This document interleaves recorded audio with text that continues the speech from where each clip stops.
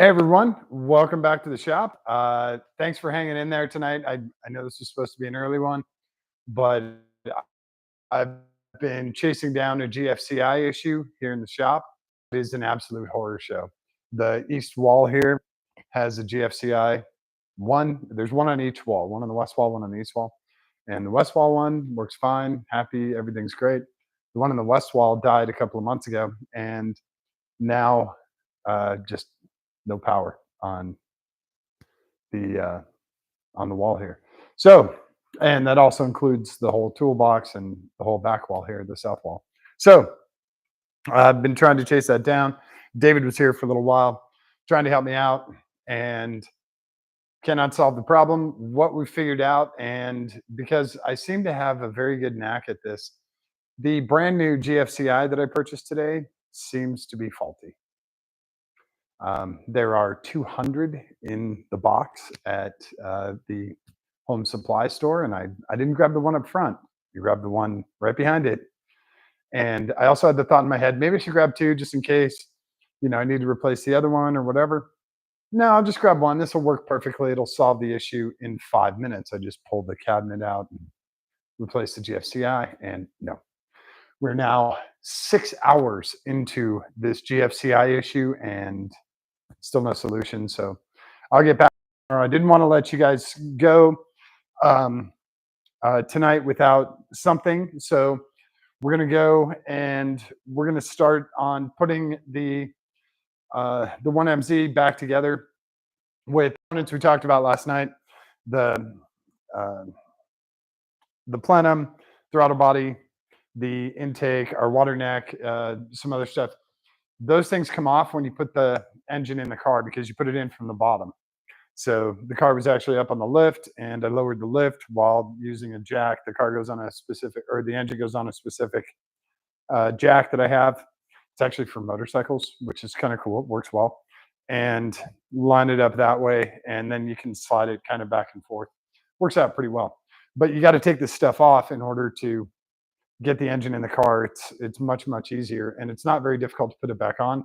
It's just kind of one of those processes, and I want to go through it with you guys because there's not a lot of stuff on the 1MZ out there regarding the top end. There's a lot of stuff replacing tensioner pulleys and replacing timing belts, stuff like that. So I want to do a little more hardcore stuff, and I'm going to do this in sections so that you all get a little bit more detail.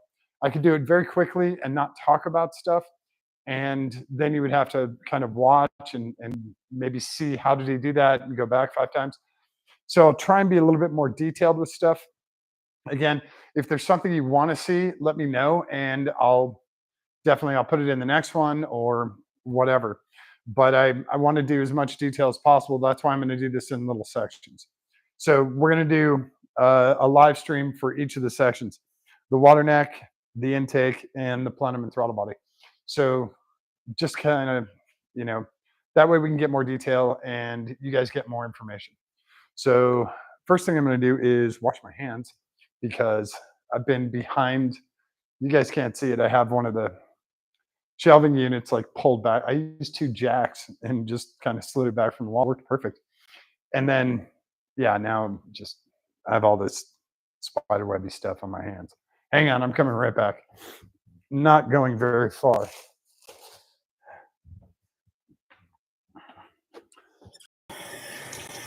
Oh, that's so much better. Weird how washing your hands feels so much better. So tonight what we're going to do, we're going to do the water neck, and I'll bring the camera over and I'll get in as close as possible as I can for you guys to get you as much detail as possible. The torque on these bolts for the water neck and for the nuts, there's 2 bolts and 2 nuts. Toyota's pretty good with that. That way you can't mount something backwards or, on the opposite side or whatever. You have to mount it one way. And they did the same thing with the intake. There's 2 nuts that go on one end and the rest of them are bolts. This way you can't, flip it around on accident. Most car manufacturers are pretty good with that. Some not, but Toyota's pretty good. So I'll bring the camera over and I'll get a light in there and just kind of, show you guys as much detail as possible. Like I said, if you want, feel free to ask questions. I'll check over to the chat and see if there's anything in there. Um, the water neck is actually very simple. I showed you guys this last night. So we have two sensors that plug in right here. 1 and 2. Yes, I know I need to trim my nails. 1 and 2, and those will be part of the wiring harness. We also have our crossover tube. This is a regular rubber tube, and there is heat wrap on this to protect it, not only the heat that comes up from the engine valley, but also the heat that comes from up top. This thing is inside a little oven, so we're trying to protect this rubber tubing as much as we can. So this is where you fill up your coolant. Whoops, it's already undone. And you can see a little rust in there because we run just straight water. And we've also been running CLR. So CLR clears out some of that rust. CLR stands for calcium lime rust. And it's a remover. That way when we swap out, when we swap out water from the cooling system, we take out a lot of rust that's in the lines there and that has come through the block. It's actually not rust, it's just corrosion. And it's old water that gets very dirty. Dirty old water is dirty. So I'm going to do a little prep in the engine bay, and I'm going to get a light up there, a brand new light here. So you guys want to see what happens? I'll show you what happens when you. So here's one of my other lights. Okay. And yeah, this is what happens. So fortunately, I have a whole bunch of these. Yeah, you can kind of tell a little difference there. So be careful who you loan your shop to. I got a light up here. I'll shine down in the engine bay. Hopefully you guys will be able to see everything that I'm doing in here. I do have to do a quick blast of air. Just I want to get some of the dust and stuff out of there that's been settled since the last time I was in here. And set the brake on that. So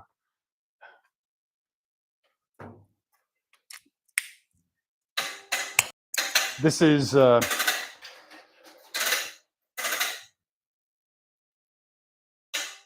this engine was cleaned pretty thoroughly before, but you can see the red tape there is just to protect it from any dust or anything that goes in there. So I'm going to leave you guys over there while I do this, just because I know it's going to be the loudest soon.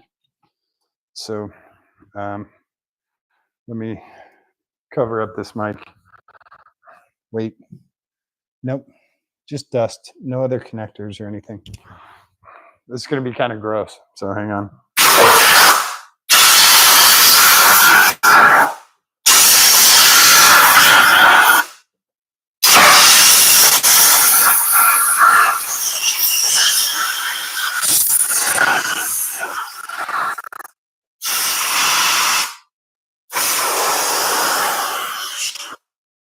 Okay, we're done with that.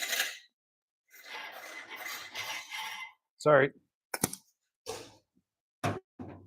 And the reason we have the red tape on here, I'll bring you guys over now. You can get a good look into the engine bay.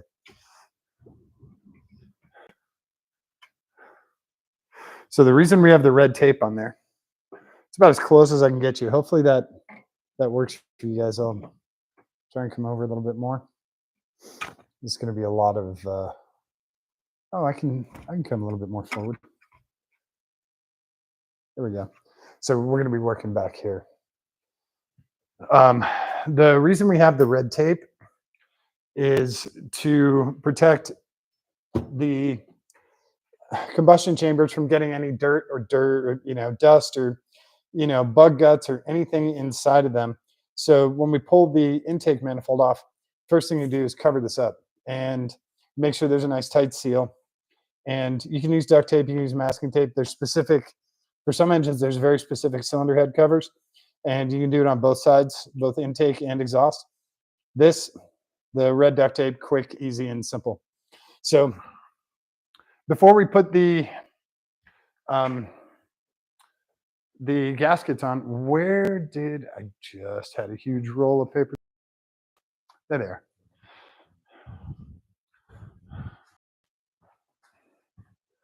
I'll keep this close. Before we do the water neck, the gasket for the water neck is actually part of the intake gasket. So we're going to have to put the intake gasket on. So we're going to wipe all this tape off. I know that sounds weird because we're just going to throw it out, but we're going to wipe this tape off. We're going to take this tape off right in a second. And then we're going to clean this up and make sure it is super clean. Hopefully with duct tape and other kinds of tape, you can have, even though I just blew this off, you can see it's pretty damn dirty right there. And I don't want any of this stuff falling into the combustion chamber. So that's why I'm doing that now. I'm going to take this off and I'm just going to clean that neck a little bit. He's fine. I just want to make sure there's no duct tape residue. Left-handed, nope. Go be today. So now this peels off. Just be careful nothing falls in there.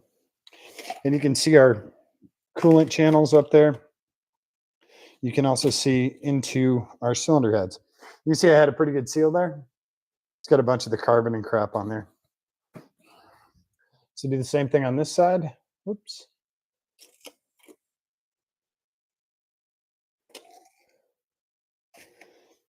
And all of the adhesive is coming off with the tape, which is a good thing.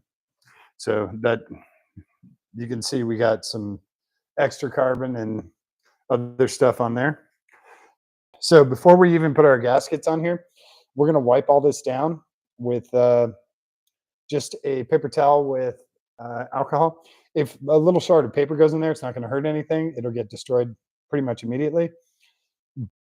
And the alcohol evaporates very easy, but it's a fantastic solvent, especially for getting adhesive and old gasket material and stuff off. So now I have to find my spray bottle of alcohol. And I have no clue where it's at.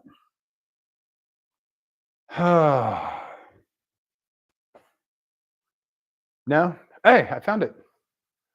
It's exactly where it's not supposed to be. But it's one of those weird things. I kind of knew it would be over there. I didn't want it to be over there, but I knew it would be over there.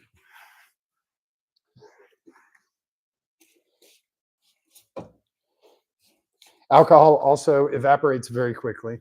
So when you do come in here to clean stuff off, you need to get in here as quick as you can.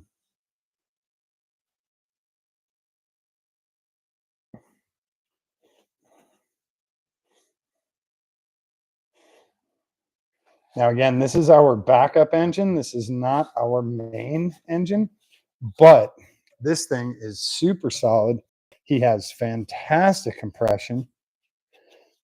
And we're very, very, very happy with this for a 200,000 mile engine to have basically OEM compression, brand new compression.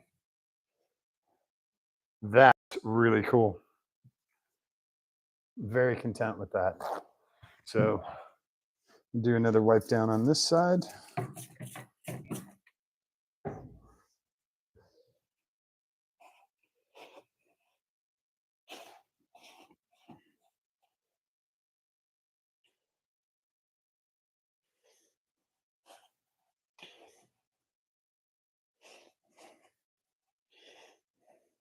This one has more dirt on him because on the top side, the non-internal side, because he sits at this angle, which is pretty close to the angle that he sits in the Camry. We did that so we could have a very flattish oil pan, which, by the way, we'll be modifying as well. We're doing some really good oil pan modifications. Now, again, if this is our full-time race engine, all of these surfaces would look like a mirror. So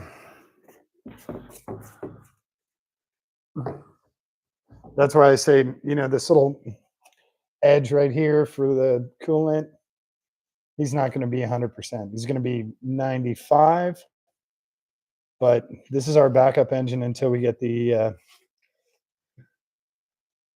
really, really nice engine, super duper built. This one's going to last us until that.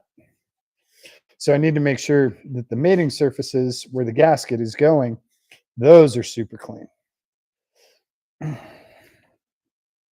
Whereas on the one that's going to get built hardcore, like I said, this will all look like a mirror. There won't be any carbon. There won't be any gunk. We might actually send it to a machine shop and have them surface it.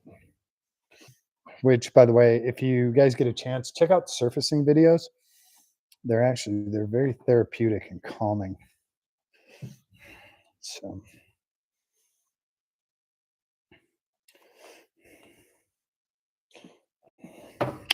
ow! I damaged this elbow at Tail of the Dragon, and now I keep damaging it on this. I have to be a little more careful. Leftover water coming out of it, sprayed all over. So, here we go. All this stuff is extremely clean. As extremely clean as I can get it. And it's going to work great. So now, since the gaskets have been sitting out for a little while, we're going to save that one. We've got our Felpro gaskets here. And these are not, they're just going to get like a basic wipe down. Nothing too hardcore because I need that blue to stay blue. That's important.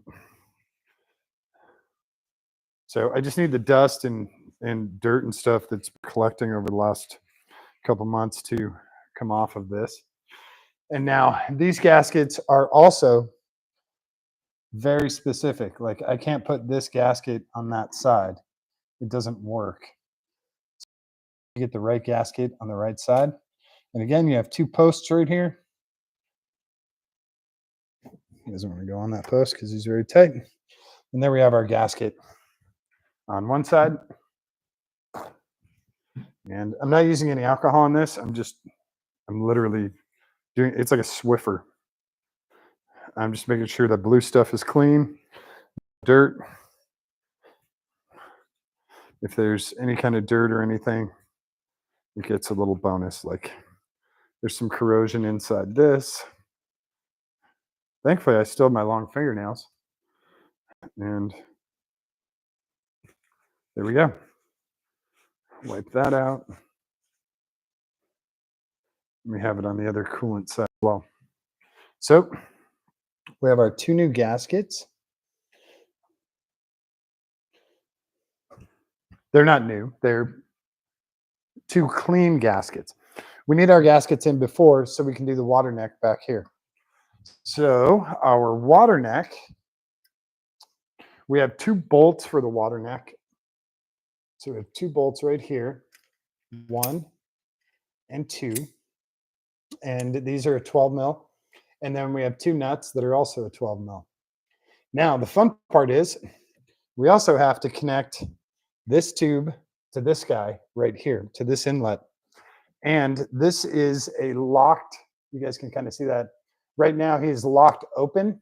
So if you bump him, he'll spring and he'll smack your finger really hard. So what I'm going to do is I'm going to do a shot of silicone right inside the edge.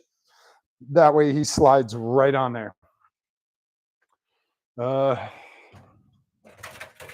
Of course, everything is on the floor now. I don't know why. I have no clue why everything is on the floor when it was all up on the shelves in nice boxes. So this is just WD-40 silicone. And that was a lot, but it's not going to hurt anything. Maybe get some of that out of there. Oh, we got some dirt too. Okay. So I'm going to take these two bolts out because it's going to prevent me from sliding that stuff. I'm just going to set them to the side. I'm going to get this guy in without that thing popping. Yay! Now there's 2 posts back here, and you line up your water neck on those 2 posts. Now your next one is your main outlet hose, main inlet hose. We're gonna do the same thing. I'm just gonna spray it on my finger this time though. Whoa, yeah, that's a full bottle. And I'm just gonna wipe it on the inside. Lube's a good thing, right? We like lube. So now if I really wanted to, I could put it to be safe, but I need to be able to wiggle this guy a little bit. So, and he has a stopper right here. So it goes up. So there you go. And we can put our 2 bolts back in. And it's always a good idea to start these guys by hand because you are working at a very weird angle. We're not going to clamp anything down yet because I still need to move that clamp and release him. So, and we need to move this clamp in the way. Oh, you guys, I forgot something. You'll like this though. Remember I was talking about component wiring. I almost forgot about this wiring part. And this is a fun one because this is one of the hardest ones to get to. So I'm going to unhook this guy if I can pull him off. Damn, that's good hose. And then I'm going to unhook this guy and I'm going to show you guys. No smacking elbows. I'm going to show you guys something cool. So in here, we have 2 knock sensors. And we need to run the wire for the knock sensors from the wire harness to those knock sensors. There's no way for us to get to them once that neck is on there. You saw that neck on there, that hose. There's no way to get to those. For some reason, so I had to put those knock sensors right here where they're very, very, very difficult to get to. So the good part is they're part of the wire harness. So now we get to find them. And he's not going to be on this side of the harness. I have an O2 sensor here.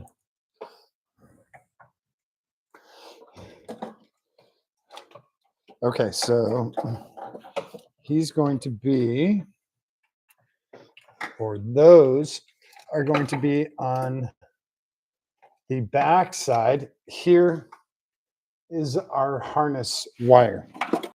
He's unhooked from the main, but these are for our 2 knock sensors. You can see the connectors right there. So this guy runs, I'm trying to remember if he runs over that or does he run behind this?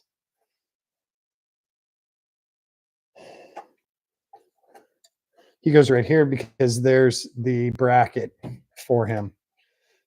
And this guy plugs in. How's he plug in?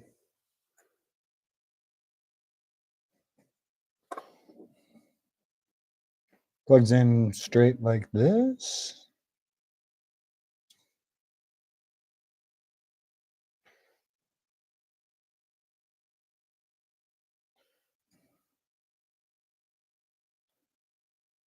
Is this guy melted? All right, well, let's get this guy in.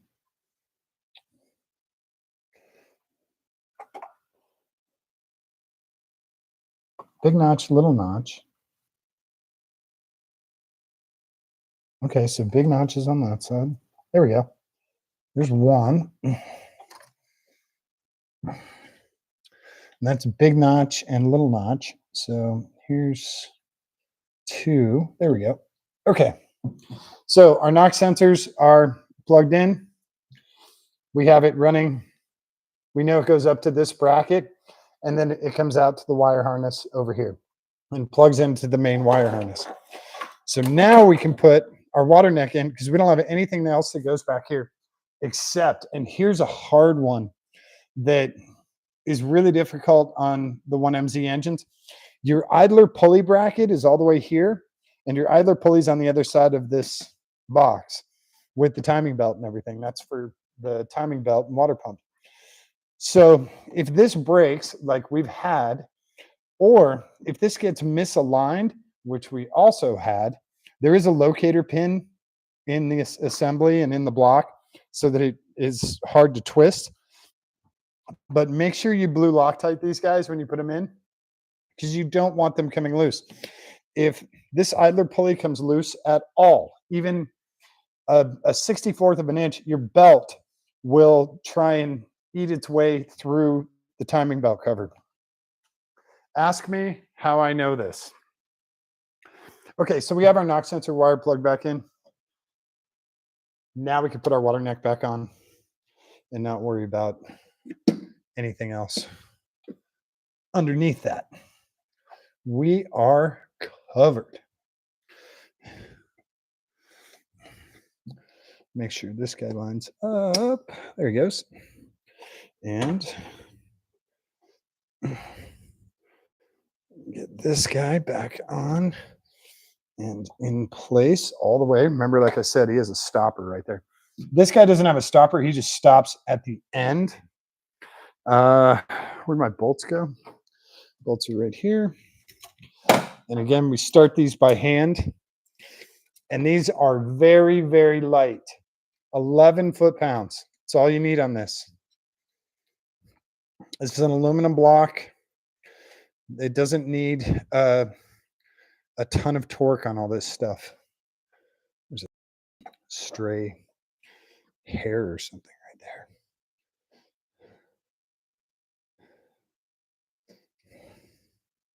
So these guys are just in by hand.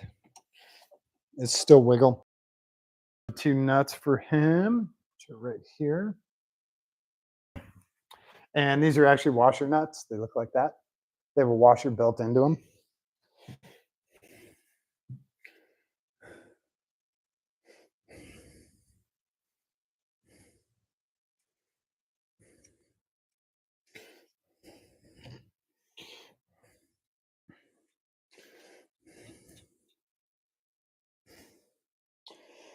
And these guys go on, and they're the same 11 foot-pounds. It honestly, it does not take much.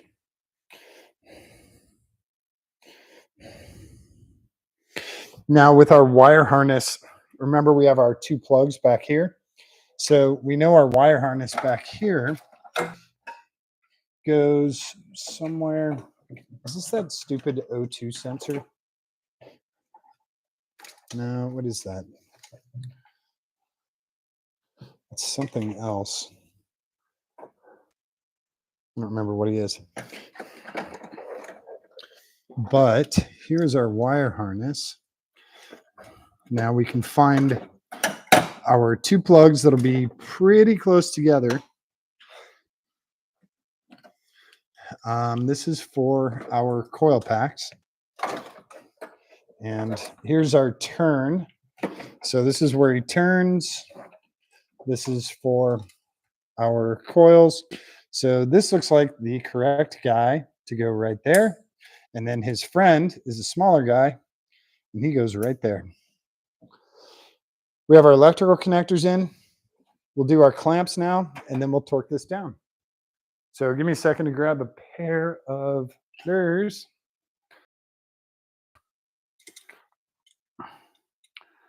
Man, I wish I knew where all my goddamn tools were. These will have to do. So for this guy, he is a snap. While I slide him into place, and then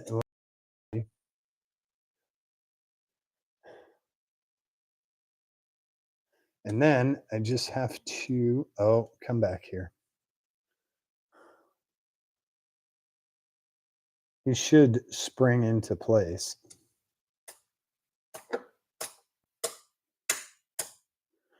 Come on, buddy. You hit me in the finger 3 times and now you won't do it?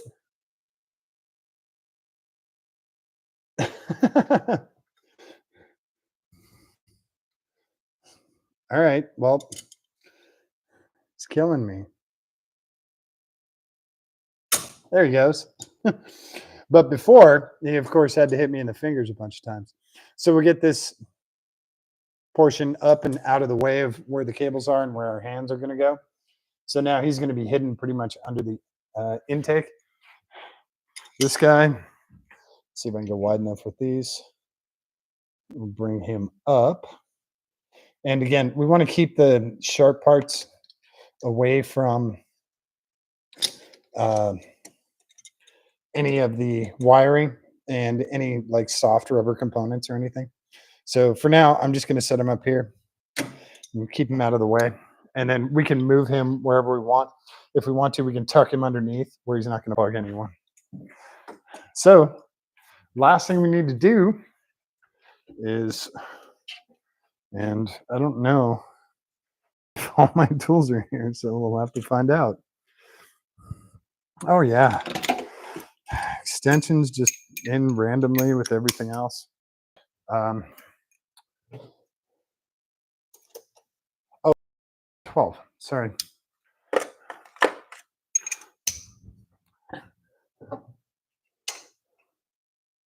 Perfect.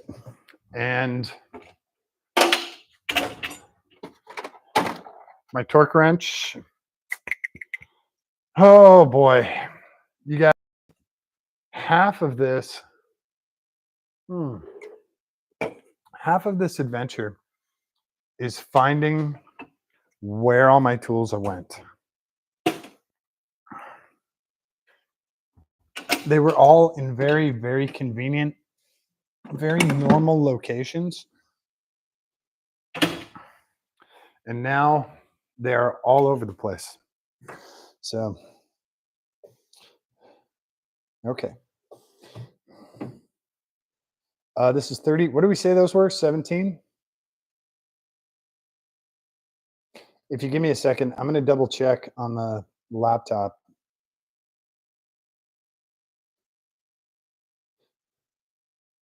But I believe they were 17 foot-pounds. So, excuse me just 1 second. And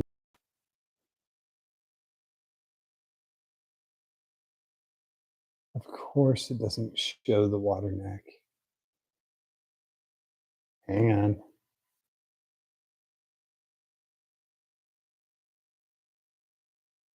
Oh my gosh. Hang on. I know it's here. Engine mount.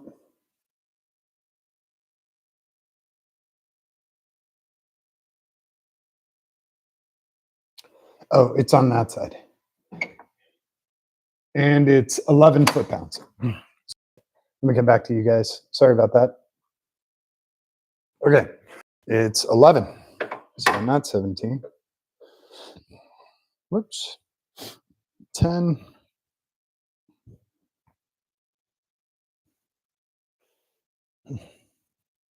11. Hopefully I have enough room to do all these guys.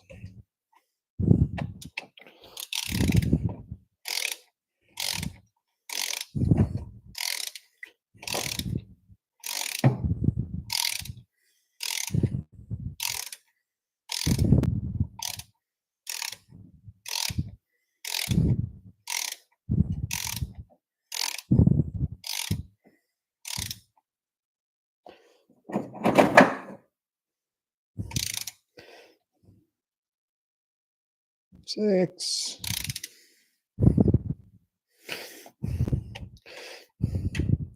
This is cast aluminum, so I'm going to cross bolt them even though it's not really required. Star pattern, whatever you want to call it.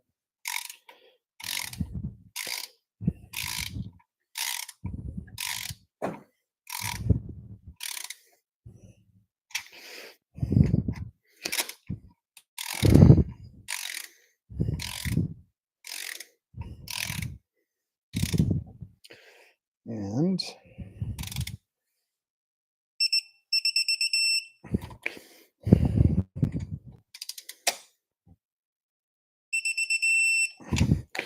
When you hear the beep, beep, beep, beep, beep, beep, beep, that means you're getting close. When you hear the solid sound, that means you're on it.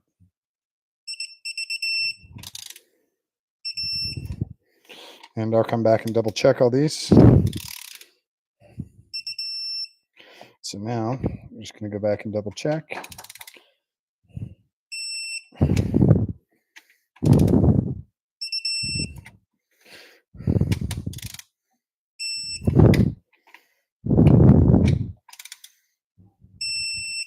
There we go.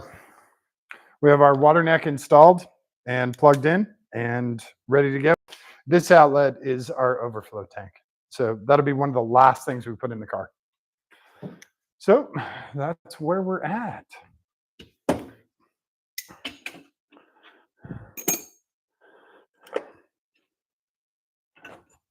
So give me a second here.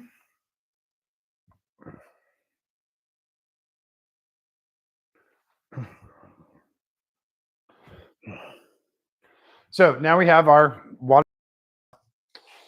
Water can flow from one side of the engine over to the other side. Crossover is very happy. We are sealed up. We are protected with heat shrink. We are sealed up here.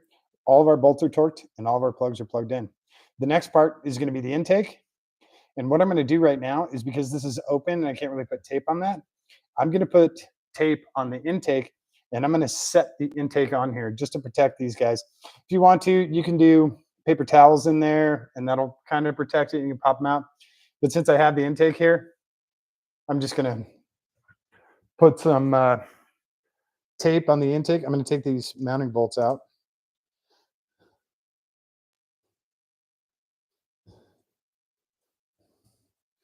And the mounting nuts.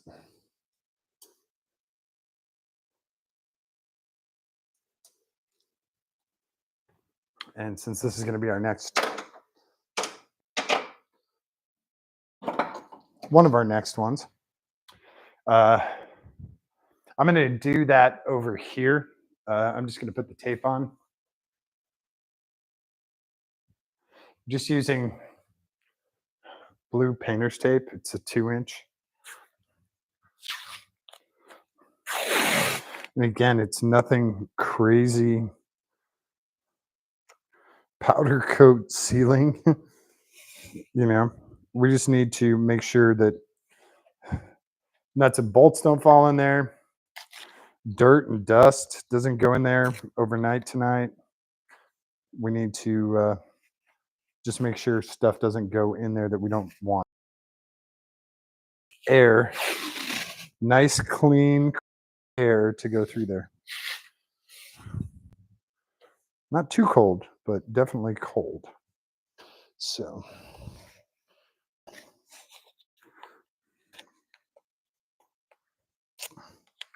now again, this is incredibly rough because we're not going to have it for very long. Otherwise, I would, trim it and make it look pretty. But this will probably be on for about 10 hours. So not really worth it. Tuck all these guys down. Make sure he grips as well as possible without being obnoxious. Now, whoops. We still have all the bolts for the intake. So we're just going to set the intake in place. Where did he go? And I, of course, have wires in the way. Where did he go?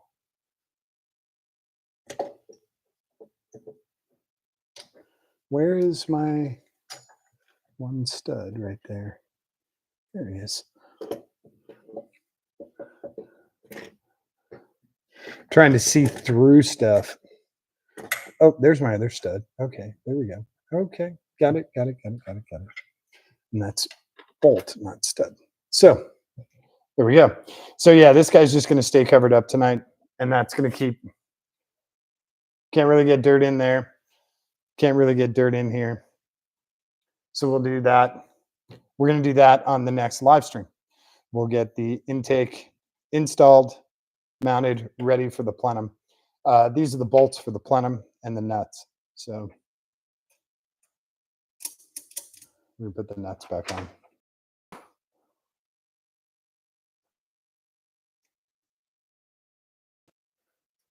And the two bolts are right here and right.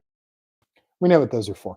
So that's what we'll do on the next live stream. We get into detail about putting the intake and the fuel rails back on. Does that work for you guys? Cool.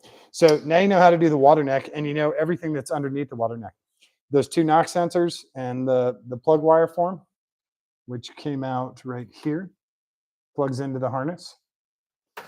And we also have that crossover tube, that spring-loaded clamp. You guys saw that thing spring open, and our other hose here, and our two plugs. So you guys pretty much got covered. You also got the torque specs, 11 foot-pounds on all four of those guys. So water neck, not super difficult to install, but because everything's, not everything, because half of it is hidden underneath the intake, it's a little tricky to work with. It's not, I would say it's impossible to get to those knock sensors without pulling the intake and fuel rails off. Just because even if you have little teeny tiny carny hands, it's very hard. Even if you have specific tools to get those locks undone and to get that spring clamp off, it's going to be a lot easier to pull the intake off, get to that stuff, replace it, then put this back on. So anything that's underneath the water neck or the water neck itself, this is cast aluminum. He's not super fragile. He's got a lot of support and he's got a lot of distance between stuff here. But I have seen the water necks break, so you can be careful with that. So most of the time, the water neck's going to be in really great shape. And if you guys are wondering, these are not brand new components. These are Cerakoted. This is ceramic coating. They use the same stuff on firearms. We do it to keep the heat down in the engine bay. So all the components that I could get Cerakoted, I did. The fuel rails, the intake, the water neck. I couldn't do the block or the, the cylinder heads themselves, but we did do everything else. So next time we'll go over the intake. I'll go over the procedure because there's a specific not direction, but pattern that you follow to mount all those up. And again, these are also very light. I want to say they're like 13 or 15 foot-pounds for those. Again, it's aluminum on aluminum with a non-metal gasket, so you don't need to really crank anything down. So we'll get that going. And then also when we do that, we'll get a lot of the wire harness in here. The injectors are going to get plugged in. We'll get our coil packs on. We'll be able to do other stuff because once the plenum goes on, there's a bunch of stuff under here that we won't be able to get to, or I should say is very difficult to get to. We'll do that on the next live stream. So I'm going to pull you guys back. This cart is heavy as hell right now. I'll tilt up just a little bit. And hopefully that was an okay one for you guys. Like I said, the water neck's not super difficult. It's one of those things that has a bunch of stuff hidden underneath it. So when you're trying to get to the knock sensors, you're trying to get to that crossover tube, you're going to have to pull the intake off, which means pulling the plenum off. So you're doing all this stuff in reverse. What I had was I basically had a long block. So I had the cylinder heads on. I had crank assembly and pistons and everything in there, cylinder heads on. That's basically a long block. Now what we're doing is we're doing everything else as if you took everything to the powder coater and had them powder coat the cylinder heads or the valve covers and the intake and everything else. So this is basically, if you want your engine to look really great, and if you want it to run really great, that Cerakoting really drops temperatures. I would say probably 40, 50 degrees in the engine bay. So Cerakoting is the way to go. Cheap? Nope. Nope, not cheap at all. It's actually more expensive than powder coating. So, but powder coating holds in more heat, so you're kind of 50-50. I just saw messages pop up. Oh, hey, Liz. Yeah. So we'll do another one with the intake tomorrow. And like I said, I can get more detail, and you guys can ask more questions. If you watch this and you're like, hey, I have a question about that, let me know. I can still take the intake off and show you before we get it bolted down. I have another head engine assembly, so if we really need to, I can take other stuff apart. It won't be as clean as this. It won't look as nice, but you'll be able to see the components and you'll be able to see like here. I'll just show you real quick.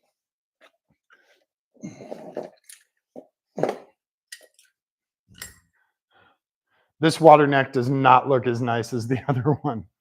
And you can see their protective little plastic. We have this under there as well. This is a little protective plastic shield that they have on there. This water neck is not. They also have another ground strap here that we don't use. But he has the spring-loaded guy as well. And he has another spring-loaded guy back here. So we have a backup water neck, which is great, but he's not Cerakoted and, cleaned up like the other one is. So if you guys do need to see stuff, let me know. I can grab the other engine that's in the garage. I can show you the intake, the plenum, and different features on it. If you're curious about the cylinder heads, I don't know if you can see them. See the yellow things up there? I have cylinder heads, so if you guys really want to see inside the cylinder head of a 1MZ, the valves and the camshafts and all of that stuff and how all of that works, the tensioner gears, I can show you how all that works. Now, this is a non-VVTi engine, so this is not a variable valve timing. That's that because we wanted to keep it super simple. Plus, since we're using the OEM ECU, we wanted that as well. And it's a lot less stuff to break, power, and that's okay because we're supposed to have the reliability that we're looking for. And we wanted to do simple. There's also, I think there's more non-VVTi engines than there are VVTi. I don't know if that's true or not, but we haven't had any problems finding the non-VVT. The variable valve timing, what is it? Variable valve timing intelligence. I don't know, whatever it is. It's a lot simpler to run this than it is with the other ones. So maybe one day we'll switch over, but for now, we're going to stick with the standard non-variable. 240 horsepower in a 2,400 pound car. We're doing all right. So yeah, next live stream. It's kind of late tonight. It's a Sunday night. Everyone's had a very busy weekend, and I still have this GFCI thing that I got to figure out. I'll keep doing streams with this. Definitely subscribe. You guys will get the notifications in email or pop up or whatever, and it'll show that I'm going to do live stream. I'm going to try and give you 10 or 15 minutes heads up, and that way you can, grab a drink and sit down and watch me fumble around with the Toyota V6. But yeah, I'll get you guys as much detail as possible so you can see what we're doing in here. If you have any questions, put them below, shoot me a message, whatever you like. And thanks everyone for hanging out tonight. I really appreciate it. Don't forget to show someone that you love them today. Give them a kiss on the cheek, give them a kiss on the tip of their nose, hold their hand, give it a squeeze. It's really important for them, but it's far more important for you. All right, thanks everyone. We will catch you on the next live stream, probably tomorrow. Let's say definitely tomorrow. All right, thanks everyone. We'll see you later. Get this thing back together.